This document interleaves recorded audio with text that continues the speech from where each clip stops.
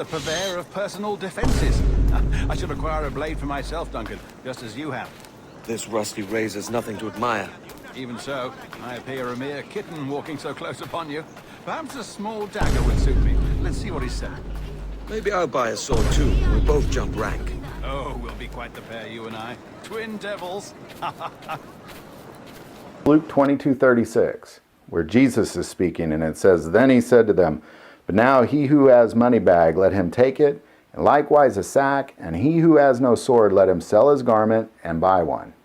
What is taking place here is this is the night that Jesus is captured, and of course he knows what's about to happen, being God and all, and he's preparing the disciples for a life apart from him. He's preparing them for a life of danger, where they are going to be seen as criminals. And a lot of people suggest that the word that they use here for sword, what Jesus is saying is the word of God, because oftentimes the Bible is referred to as a sword.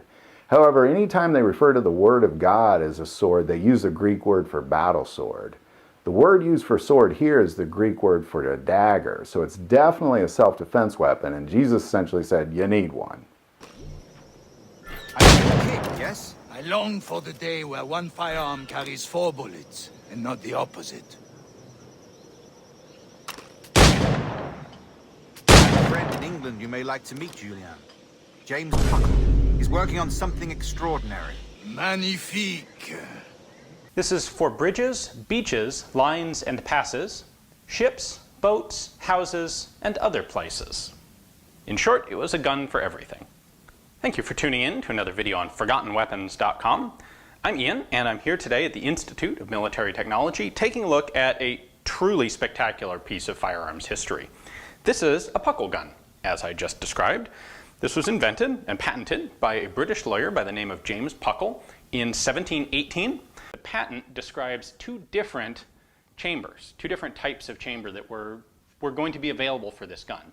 You had round ones, which is what we have here. You also had square chambers for firing square bullets. And according to the patent, the round chambers were for firing at Christians, good and humane. The square bullets, because they had sharp corners and they would tumble and do a lot more damage, those would be used specifically and only for shooting at Turks.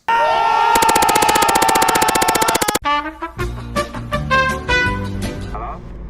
Hi? Testing, testing. Is this thing working?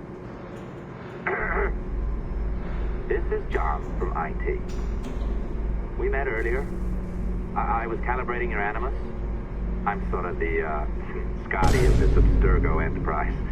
In charge of all the tech stuff. I'll be down immediately. Shall I have Snotty beam you down, sir?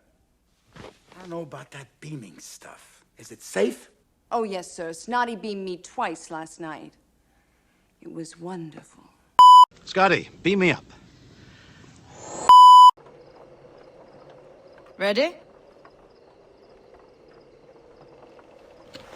Your name's not James, is it?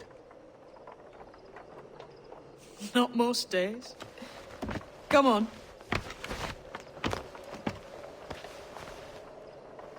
So, what's your real name, lass?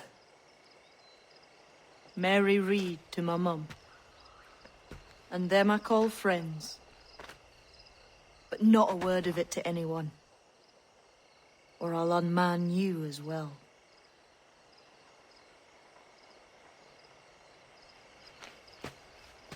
I'm gonna rip your balls off, so you cannot contaminate the rest of the world!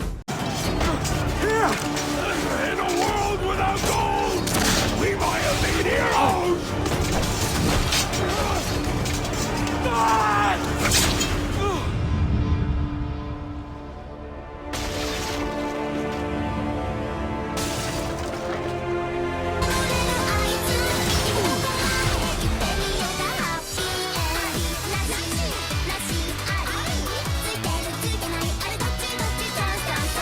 And proven true.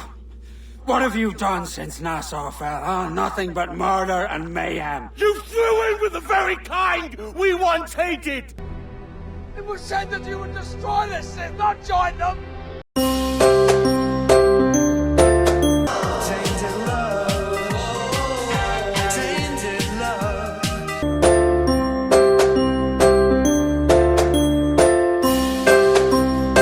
Coincidence? I think not!